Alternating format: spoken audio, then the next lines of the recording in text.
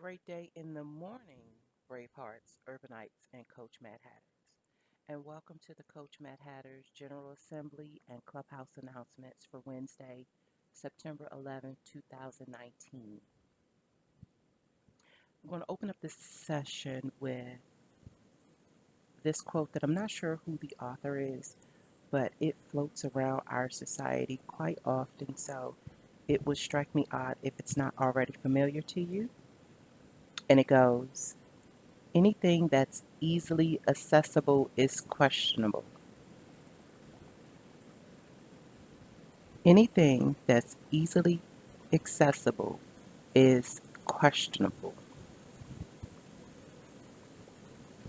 We're going to use this quote as the bridge to close up the gaps with that which we will be going over today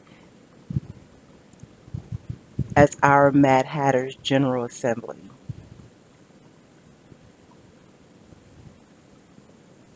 Our clubhouse announcements is to serve as friendly reminder that we are now stepping into autumn story season, which in my opinion is the crux of self-study, which is capital S, capital E, capital L, capital F, which stands for sacred and or Sankofa energy life force, what I like to call the soul's elf. So when we think about an individual, when I think about an individual, and usually those that are beginning to identify themselves as a Coach Mad Hatter, meaning that you done been through some shit. You wear a lot of hats sometimes, which can be rather maddening, and you are a self-appointed, unofficial, per se, coach. You have not gone through the credentialing of mainstream coaching to be certified as a mainstream coach. You are more so the one that is in the trenches below the grapevine that deal with those that can't necessarily afford conventional coaching.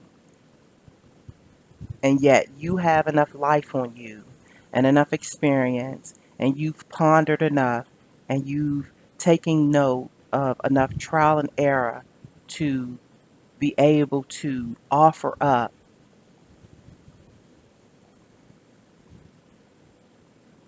what you've gone through as a source of guidance.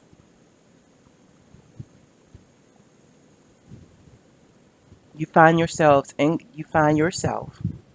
conversation with those that are considered the lost boys, those that are considered unemployable, those that are considered at risk, those that dwell within the inner city corridors of poverty, and those definitely who are considered the diamonds in the rough. There is a uniqueness about them that high society isn't interested in. And yet they still have this journey that is uniquely theirs, that you sense have just as much quality and value as any all-star athlete or any primo polished professional, etc., etc. Before I get off on a tangent. But there still is even a more in-depth layer to one whom would consider themselves a Coach Mad Hatter. Remember, Alice went tumbling down the rabbit hole, which means the Mad Hatter is not of the mainstream world. The Mad Hatter is underground,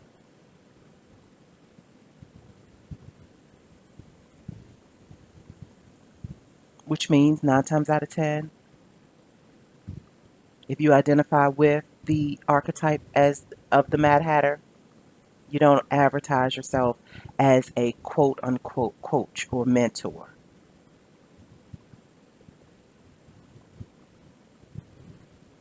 But within those comfy sofa conversations,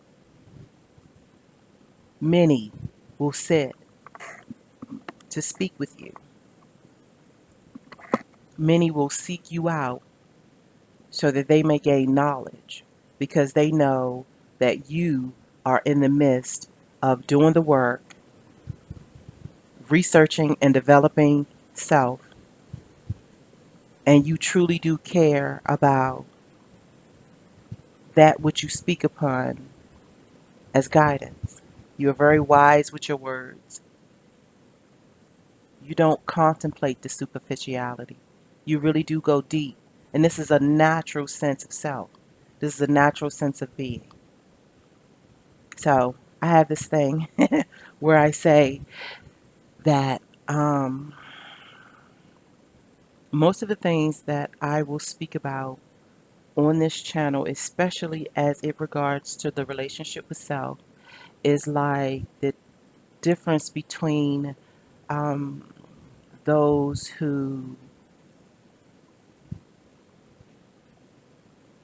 know, those who know that they can intuitively speak to animals without using their voice, and those who are being rushed by life who don't even realize, not let alone believe that they can. I speak to those that know that they can intuitively communicate and express without using their physical voice. I speak to those who are seeking and or already engaged into being tapped in, tuned in, and turned on by the invisible world of their quintessential or their quintessence. Let's just yeah. I love that word. I love both of those words. So we're trying to find every reason to use those words. But they really truly dig into, they hone their attention into uh, discovering and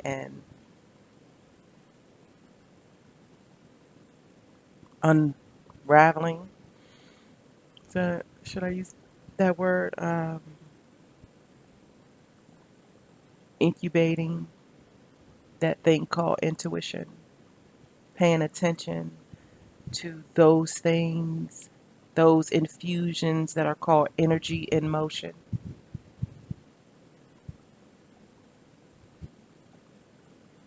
So, with that said, we are honoring this particular General Assembly to the moon magic that will be taking place during the full moon on Saturday, September 14th, which is the 14th, which is the Saturday coming. And I usually like to look at its energy in 3-day increments, which means the, the pre the preview will be arriving Friday the 13th. Go figure. The eye of it will be Saturday the 14th, and the epilogue, if you will be ushering in on Sunday the 15th.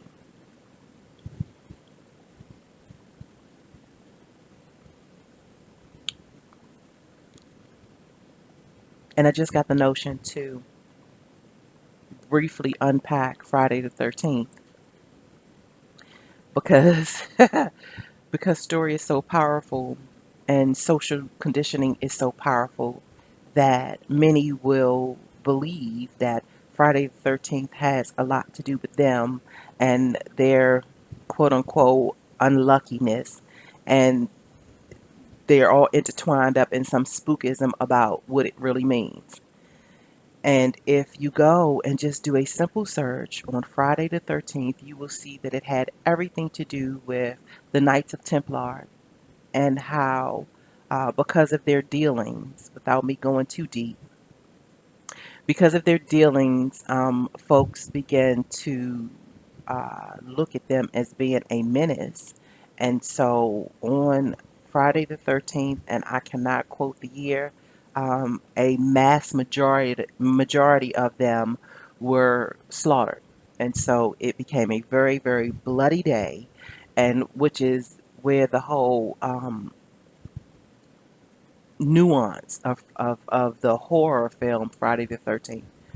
And as I always say, that we must truly be in firm understanding of who's telling the story so that we can understand how we are connecting to that particular story. We hear a story and we automatically put ourselves in it without understanding from which perspective it is being told. That's why I often say that if I am to indulge in the story, usually I like to connect the dots of context. And that's not always readily available. But usually, if I can find out or at least get a clue of what the author, where the author was coming from when it told the story, especially those stories that have found our way into the fabrics of how we raise and groom within our inner circles and tribes. And Friday the 13th, especially the horror motion picture is from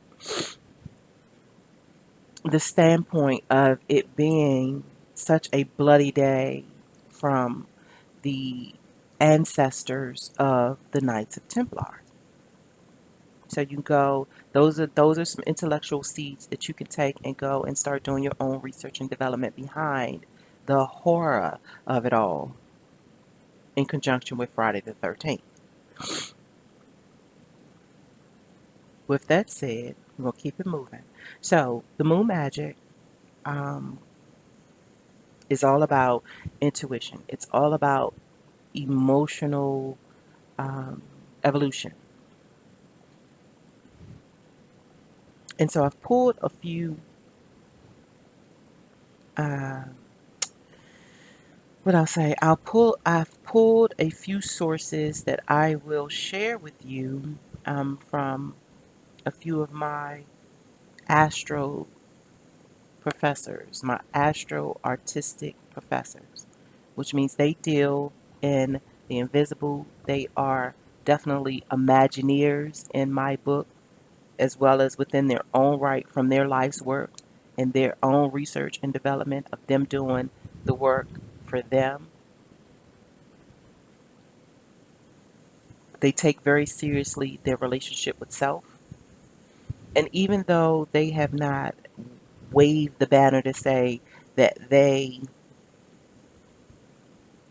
are in alignment with how I view self, they are still on um, the summit climbing of what Maslow would consider self actualization, or what Carl Jung talks about when he was in consideration of individuality.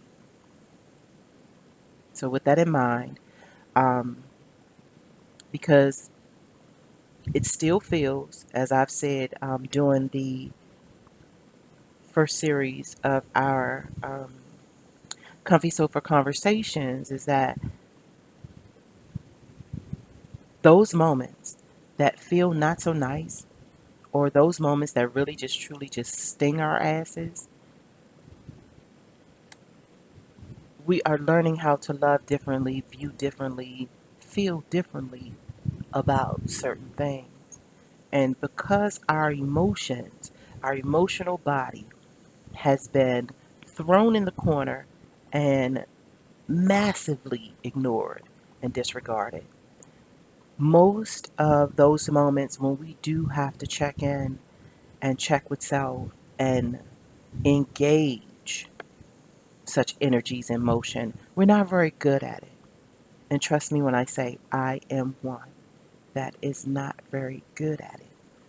So, through me contemplating how I would myself be engaged in the influences of this particular moon, mainly because it's in Pisces and it's a water sign, and water is emotion. It's not just emotion, but it brings forth great emotion, I should say.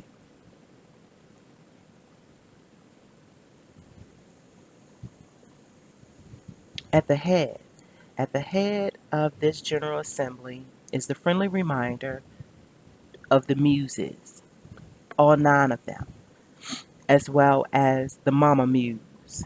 And I have no idea how to pronounce her name, so I'm going to spell it. It's MnemosYne.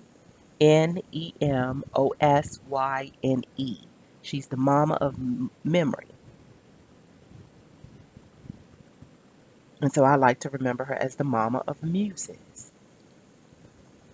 And so the eldest is the muse of epic poetry. And then there's the muse of history. I don't really know how to pronounce their names, so I'm just going to give you what they are, the muses of. Simple search, the 9 muses of Greek mythology, and you'll be able to pull them up and really have yourself a good time with populating your own journal with the keynotes that resonate with you with regards to who they are and how they do what they do. Yes? So, the eldest is the muse of epic poetry, and then, even though I know Cleo, I don't know her, but I think I know her. The muse of history, aka storytelling, that's Cleo. And then the next one is the muse of love poetry. And then number 4 is the muse of music. And then number 5 is the muse of tragedy, which I think that she may be lingering somewhere around my weekend this weekend for some odd reason. I've had her on my mind. Um, and interestingly enough, remarkably enough, she is the muse that I was led to go and research a few days ago. And so, trying to get my emotional body for, if in fact there is to be any hard hits, but just trying to prep my inner being for the likelihood of such. It's something that I've never done before. I've never prepped. I've never spoken to my intuition or my um, invisible guides and muses to say, all right, the likelihood of this, that, and the third. So we will need to be able to quickly, swiftly tap into this, that, and the third. So the muse of tragedy has been popping up inside my mind. Um, and at first it seemed randomly, but the more and more I do my own research and development around this Shiro's journey, which will be the official second one that I've ever been on that I have taken note of,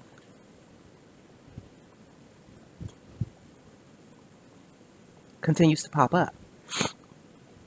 She's popping up, and my inner voice is giving me instructions to find out more about her. And not that she would be responsible in any kind of way, but just find out, just to be conscious and fully aware of certain things, which I found makes the moment to moment, the situations of moment to moment flow a little better, if that makes sense. So muse number 6 is the muse of hymns and sacred poetry. Muse number 7 is the muse of dance, and with my life path number being number 7, as well as the uh, interconnections of Saturn, dealing with the number 7 and the number 8. The number 7, as well as the number 8, strikes me and it resonates each and every time I see it. It doesn't matter what's going on with it. If I see a 7 or an 8, it perks me in some kind of way. So the muse number 7, with it being the muse of dance, and I love to dance. Even with my deteriorating knees, I love to dance. I've even gotten to the point where I have begun to indulge in dance while seated. I can't wait to get one of those bouncy ball chairs. Yeah, because we're going to get it popping then. Um, Muse number 8 is the muse of comedy, and muse number 9 is the muse of astronomy, which is the youngest. And I want to say her name is Urania.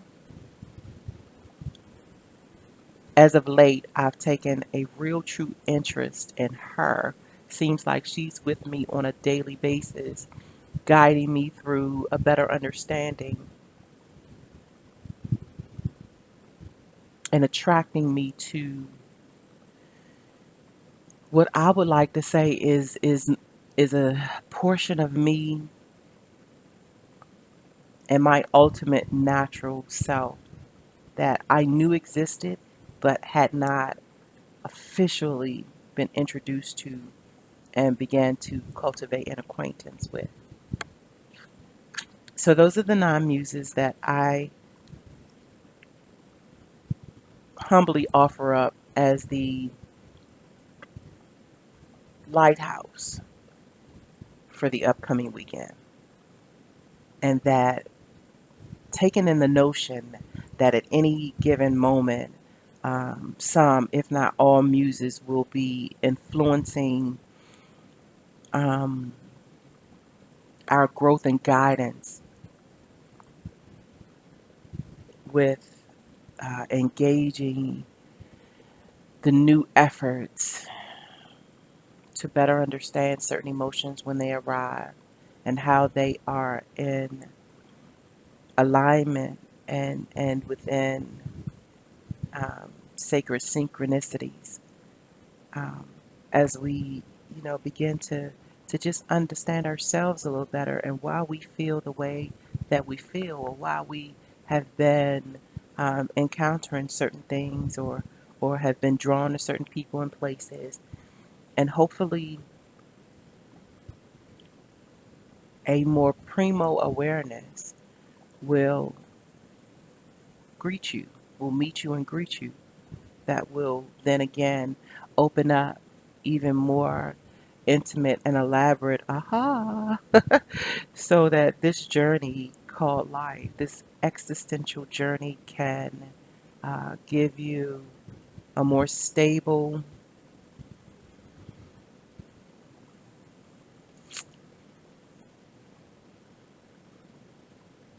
a word is not coming up right now. I'm hoping with all the rambling that I've just done that it puts you somewhere in the mind frame of what it is that I can't seem to reach for right at the moment. Moon magic, meaning that I am right at this moment going to be exclusively speaking to those that are chasing the energies of the moon so that they may bask in it, good, bad, or indifferent, to highlight several versions, if not the primo version of themselves, so that certain hidden knowledge can be revealed, which is the perfect segue into Exhibit A. Light Watkins, I think I mentioned before, I am on Light Watkins, actually a person, Light Watkins, LIGHTWATKINS. I am on his daily, he's a meditation guru. I am on his daily meditation distribution. And so every morning I get a message from Watkins.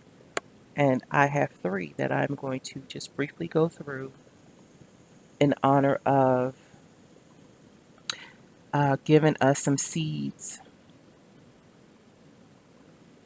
of focus to be able to direct our attentions to during this weekend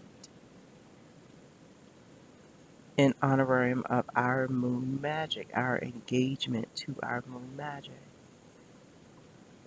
And that's interesting because I had it all started right here so that I would not have to spend so much time scrolling. Isn't that weird? Okay, so the first one is miracle spotting. And it says,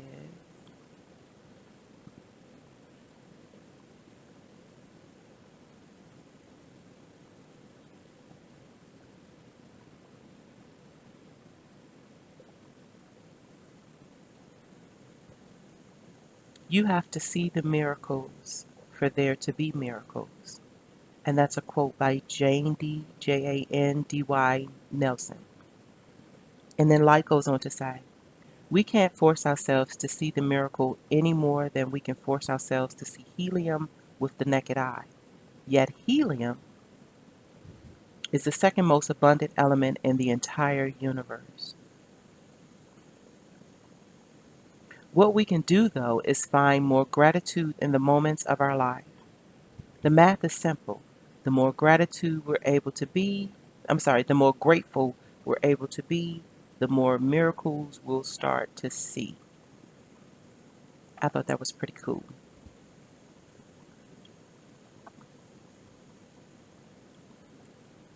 Exhibit B. Let's see. On September 3rd, Watkins sent a message titled Being Realistic. And it's rather long, so I'm not going to go in and read the entire thing. But it was, I'll read the first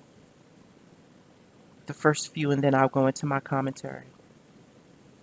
After a trip to Italy in the 1980s, Howard became obsessed with the coffee bar. Howard became obsessed with the coffee bar culture, where locals regularly congregated over their afternoon espressos to talk business, share stories, and connect. He felt that there could be a market for urban coffee shops in America, if only someone would start making tasty high-end coffee drinks at affordable prices. When Howard first told the coffee bean company he worked for in his area, his enthusiasm was met with blank stares and apprehension. Most Americans don't know the difference in high-grade coffee and instant coffee, they said. Plus, coffee consumption in the United States has been steadily declining since the 1960s. Howard resigned from the coffee and used what little savings he had to pursue his dream, his own coffee bar. Although the cafe did well, he didn't earn enough to draw a salary. And so, with Howard not being able to draw a salary, story goes on that his wife was getting ready to give birth to their first child. And so his wife's dad had a little talk with Howard to say, I'm going to need you to be realistic about this situation. Your wife is giving birth soon, and she is the only one that's bringing in steady income.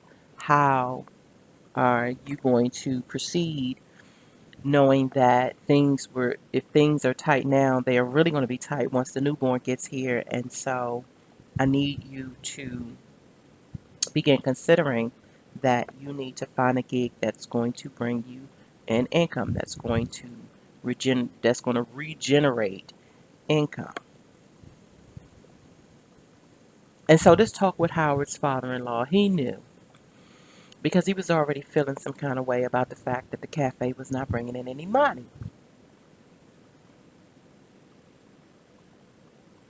So after his conversation with his father-in-law, He goes and he has a conversation with his wife, and he was truly ready to, you know, close up the cafe, and get him a job with it, get him a salaried position, so that he could help with the newborn. I mean, well, help with the new expenses of having a newborn. Let's a new addition to the family. So I'm going to read this part, um, because I think it's just phenomenal. Because when I read it, it literally brought me to tears. For one, it endorsed the strength of story, and how you may be feeling like you are in the web with a Atreyu, feeling like Falcor, where there is just no type of remedy, there's no type of solution to you getting out of this web, and you will be eaten up by the big black spider, and then your life will become meaningless, and so will your legacy. You will leave nothing of this realm that associates you with any type of success or any type of legendary longevity. So the story goes on to say, later that night, he mentioned the conversation to his wife, and how her father thought it was time for him to give up his coffee shop dream, and how it was time for him to give up his coffee shop dream. He humbly agreed to go along with whatever she decided. No, she answered, we're not stopping. I believe in you, and we're going to see this through. Against all odds, Howard continued, and eventually he was able to bring in investors and turn his little coffee bar into the coffee chain he envisioned, a place where people could gather to enjoy good coffee, meet with friends, and cultivate community. He later admitted that had said, if his wife had sided with her father on that fateful night, he would have thrown in the towel, and the world might never have heard of the coffee shop he started. And I'm almost certain that if you are a coffee drinker and you live within uh, the realms of American coffee shops, then you know pretty much. If you don't know for certain, I'm sure you have a feeling by now what coffee shop franchise we're talking about. So, um, my trigger to tears, for one, like I said, because of the endorsement of the strength of story. Two, the endorsement and the magical power of power couples. And three, the dream brought to life.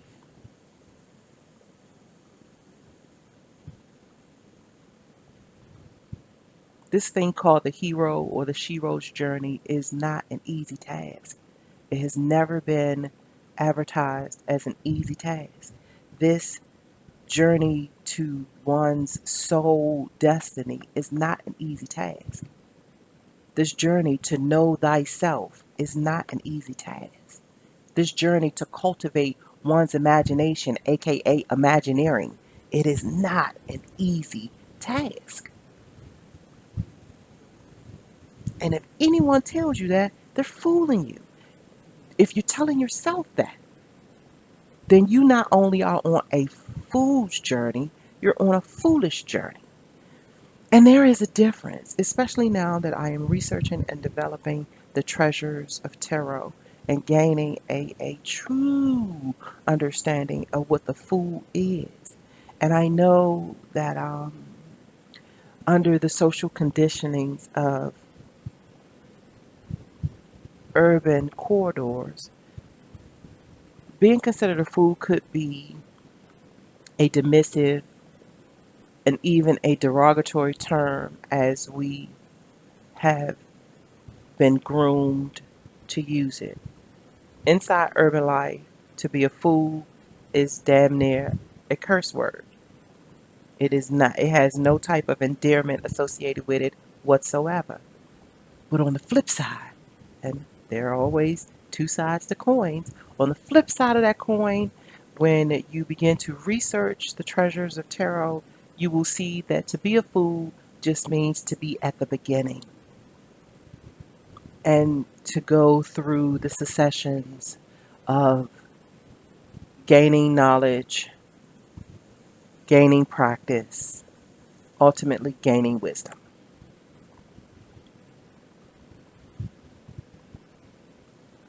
Howard starting Starbucks was truly a fool's to hero's journey. And I don't even say she rose because his wife was there. And I always mention the difference between regular conversations, superficial conversations, and immaculate conversations. I bow to the couples that utilize their pillow talk wisely because it really could be wasted and plundered on shit that don't matter. And I think the fellas, the urbanite uh, the urbanite archetype, sometimes because of their foggy interpretation of the power of pillow talk, are not able to become the maestro of such instances, leaving more often the women that share the pillow with them a bit disenchanted um, because there is just so much that could be exchanged during those intimate, very powerful moments. Um, and I don't use, when I say pillow talk, I don't mean the talk after sex. That's not what I mean when I am talking about highly engaged power couples. Pillow talk is familiar to how I use the comfy sofa talk. Like it's those conversations, whether you're sitting in a wooden rocking chair, or you're actually sitting on a comfy sofa, or you're laying eye to eye on a pillow with the one you share your bed with, or you all's bed. Yeah, I'm grappling for words at the moment. It really is the concentration and the quality of the conversation is what I mean when I use those catchphrases to uh, describe, to depict.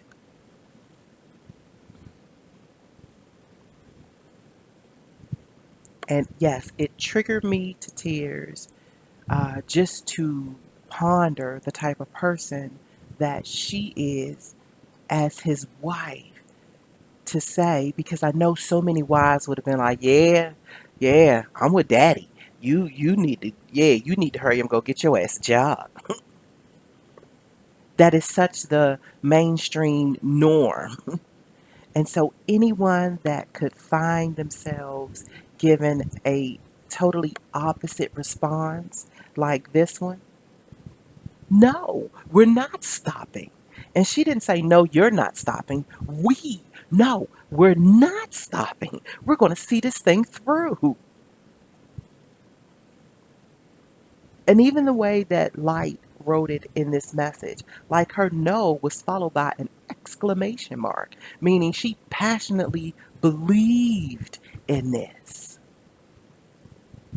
She truly was able to be Howard's imagineering support.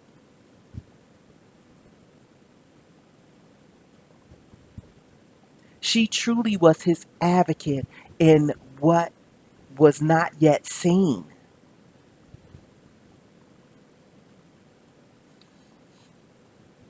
knowing he was not generating any income. And pregnant, I know a multitude of people where that would be such anxiety triggering. damn near contemplating divorce. It takes a unique, special kind of being. And I'm not exactly sure what components make up her.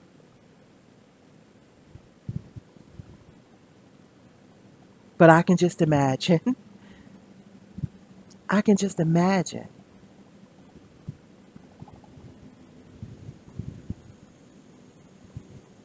And I wonder how many of us will be met this weekend with an influx of energy and emotion, aka emotions, that is going to face us right in our first eye vision to say that it is now, truly now, time to embrace that what you dream of. And we're going to unpack that a little bit more when I get a little further down the lines of our exhibits. And I knew that I was going to really get to rambling once I shared that with you. That's why I made it Exhibit B, to give me a little time to ramble on. Okay, so Exhibit C, also by Light Watkins, which is called Happy Trails.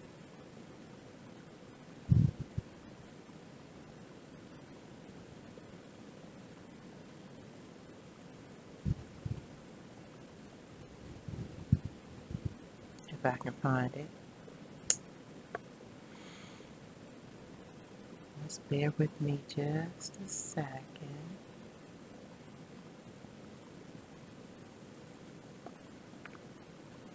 Okay, Happy Trails. Most of us think about life as if it were a road. If there's a pothole or some paint missing on one of the lines, we think it's broken. We think there's something wrong and we have to fix it. But what we should really do is think about life like a trail. If some branch falls on a trail or the roof from a treetop pops up on the trail, that just because part of that, I'm sorry, hold on. Da da da da da. But what we should really do is think about life like a trail. If some branch falls on a trail or a root from a tree pops up on a trail, that just becomes part of the trail. It adds to its allure, it adds to its mystique, and it adds to the sweetness after we get over that obstacle. So nothing is wrong. We're on a trail, not a road. Happy trails, keep going.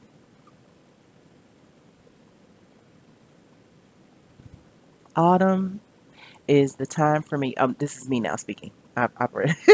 I wasn't sure. That felt like it sounded like I'm still reading. Okay, so this is me talking now. Autumn, especially during like the precise moments of the fall foliage. It is such a grand ushering in. Autumn is my favorite season of the year, hands down. Hands down. Um, I'm not sure if it's because it's like the preview into Capricorn season, but it is truly as well as like inside the eye of the season of Virgo, which is my moon and my ascending. So autumn is yeah, it's true, and for many other reasons that I've already mentioned, why autumn is such an adorable time of year for me. It's the most magical time of the year for me. So I like to usually buckle down with a good book, and I usually like to get a new journal. I usually like to hike my local arboretum, which is, let me think, I'm trying to figure out exactly what the address is, but it's escaping me now. But the National Arboretum in Washington, D.C., right off of New York Avenue. I believe it's the only one we have, if I'm not mistaken. And so it is such a magical place to be. First thing in the morning when they first open, as well as right before they close as the sun goes down. Those are the two most magical moments, even though the Arboretum for me is just magical regardless. As well as they host a yearly annual bonsai festival, which is just adorable. It's just adorable. And when I say the place be flooded, the first time I went, it truly was a surprise of how many people are into bonsai trees. And they usually take that time during the festival to do the little train ride. You can barely get into the shops to get your trinkets and souvenirs.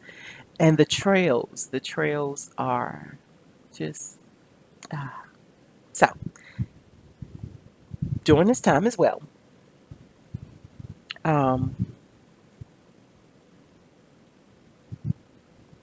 I think that it would be nice for us to begin adopting the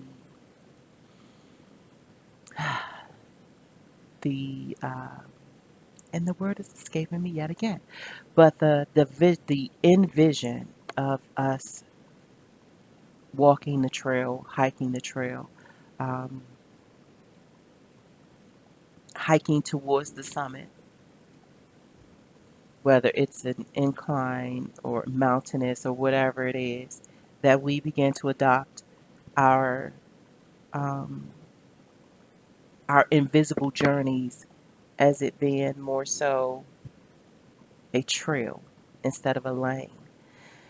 And it makes more sense to me mainly because I'm a nature person, but also because I always wanted to associate me carving out my own lane or me, me staying in my lane. And because it was just such a trendy catchphrase, I adopted it. But when reading this, it truly resonates. So I'm going to appreciate and I'm going to adopt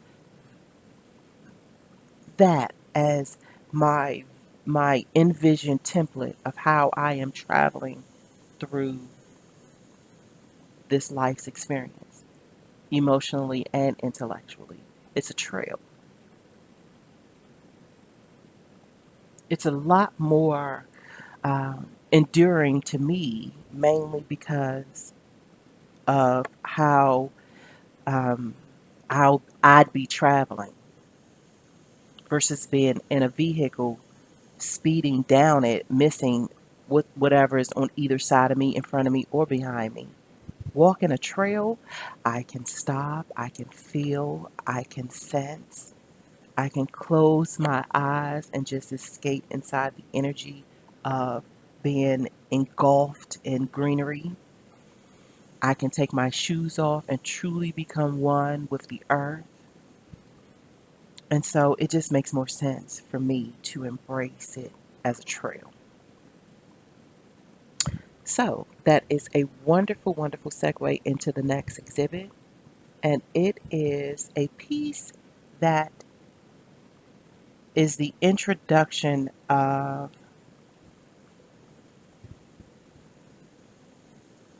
Sabrina Marnock's weekly commentary, um, which is titled "Full Moon in Pisces," and it is based off the astrology for today, September 11th through September 17th. And I'm going to read the introduction because it's just such a beautiful. Not saying that none of her other introductions are beautiful. Maybe it's just because I am in this whimsical mood of autumn that it just resonated a different kind of way for me. But here goes. So, as well as that, yeah, of course, I'm sure you will have gotten the impression or kind of like figured that I am also on her distribution list. So, messages coming through my email. And so it's wonderful. It says, "Hi, TC. Do you ever think of this life like a walking dream? When we do when we do dream work with sleeping dreams, we are curious about the symbology of what is happening in our dreams.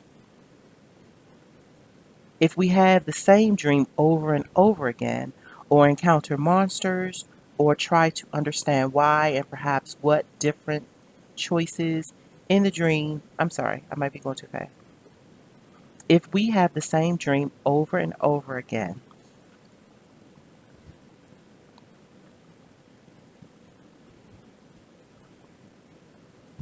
or encounter monsters, we try to understand why and perhaps make different choices in the dream to reach a different result. When the walking, yes, when the walking life is the dream, we are analyzing and exploring. We are effectually increasing our spiritual lucidity.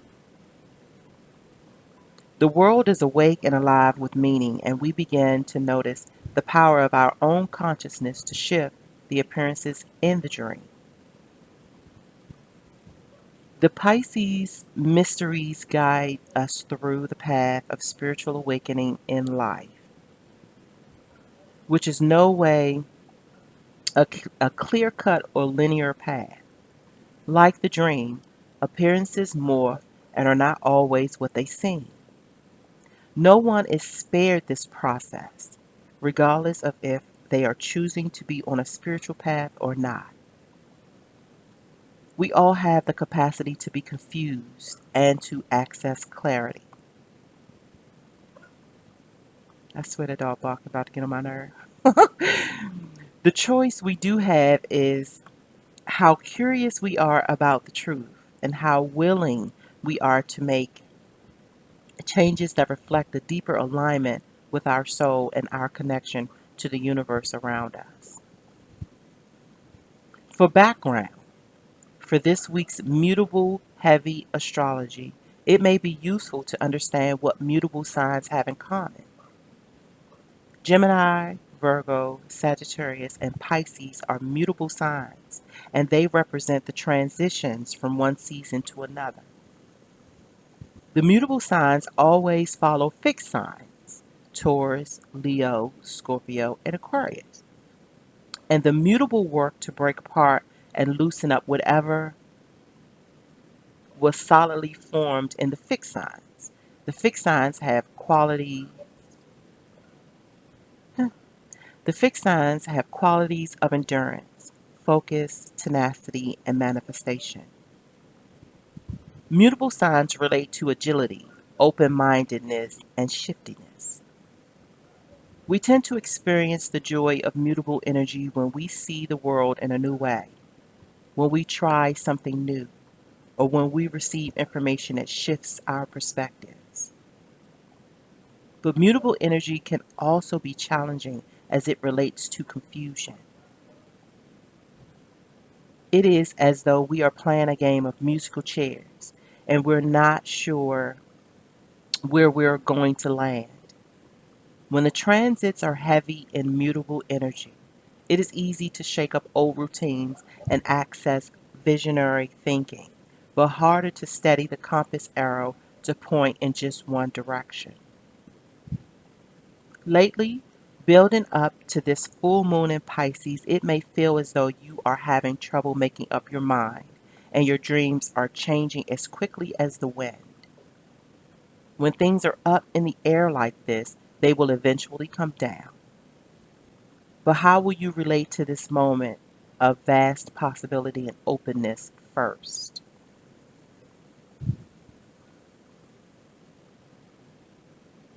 Welcome back. I'm Sabrina Monarch, and I'm a soul-centered astrologer. I love providing perspectives on the opportunities of transits and putting into words what the vibe may feel like at this moment in time to support you on your path and open a dialogue between us and the cosmos. Before we dive in, I want to share with you the latest episode of Magic of the Fierce Boss. Excuse me. Before we dive in, I want to share with you the latest episode of the Magic of the Fierce podcast. You remember Cece from the hashtag Uranus and Taurus challenge? We host we hosted together on Instagram this last spring, where we asked you guys to get outside every day for one lunar cycle, talk to the non-human world, and receive downloads from nature, and then share your findings on Instagram.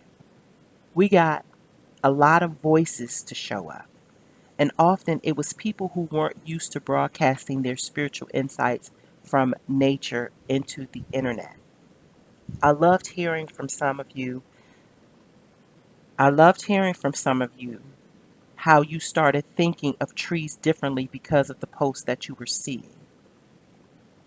The social conditioning that plants are not conscious beyond being biological and alive is something worth seeing past, especially if we want to inspire new culture on the planet around being in harmony with the earth.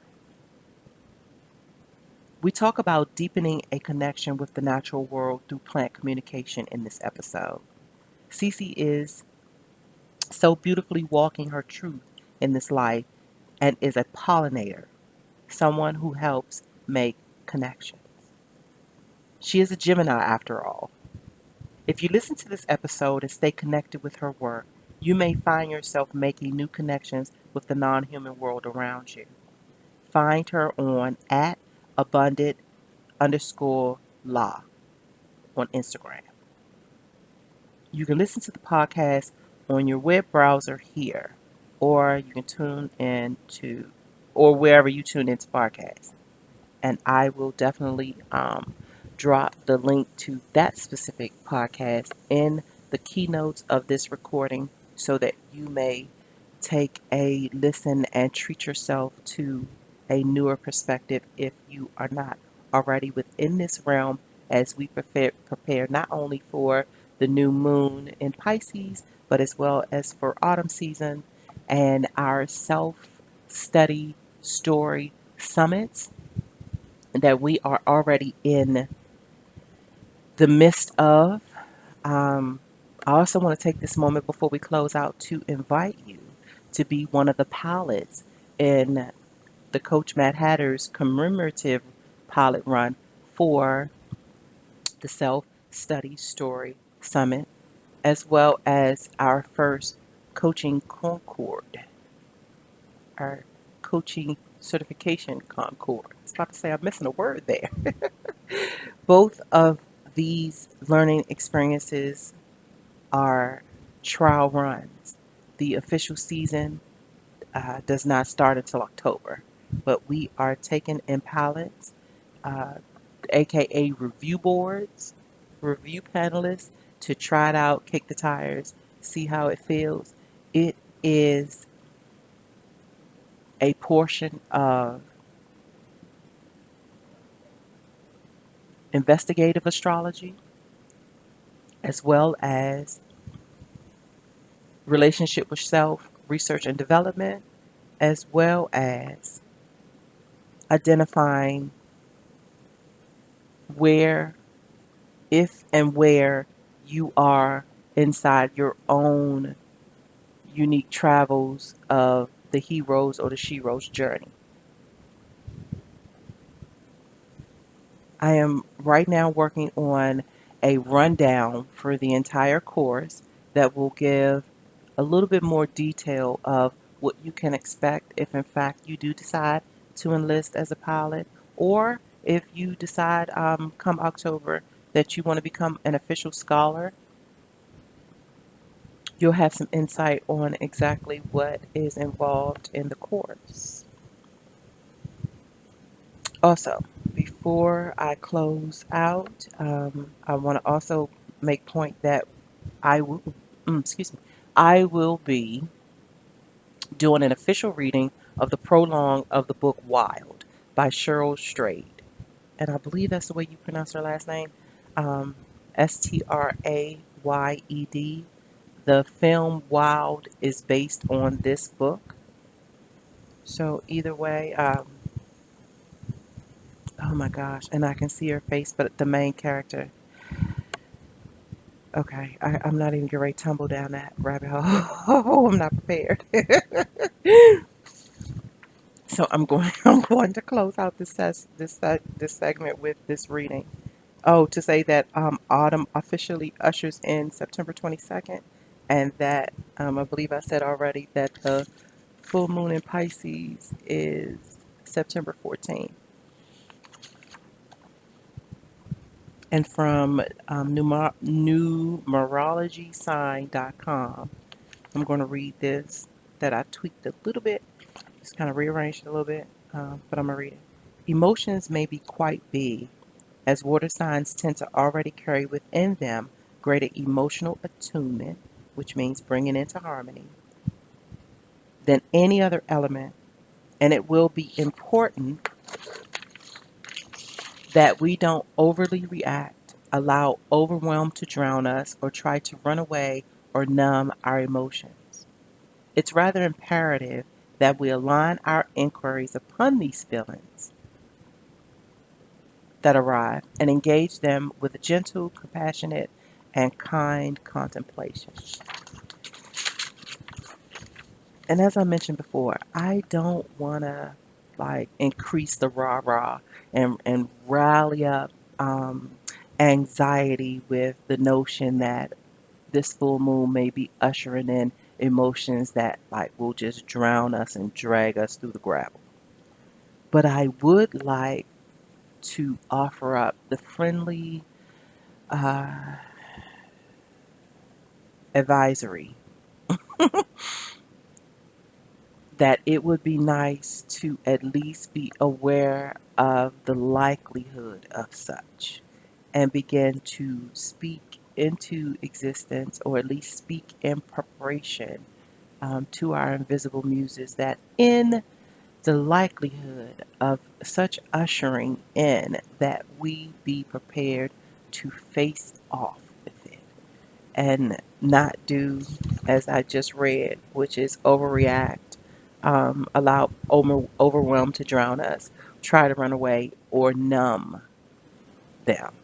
That we embrace it with kindness and we contemplate it to figure out why it's here. And trust me when I say this is what I have been saying to myself all week and even last week. Uh, Hence why this recording is coming through. Period. So I hope that within my ramblings, you found some things that will resonate with you and that you will be able to appreciate the reason why I decided to get up here and ramble in the first place. I am hoping that autumn serves you well and that it overall will be a life experience that you will be compelled to journal about, and that may somehow make it into a storyline that can then be preserved for those that are within your inner circle, or those that surround you, whom could be released from their web if and when you decide to share it. With that said, I wish you well.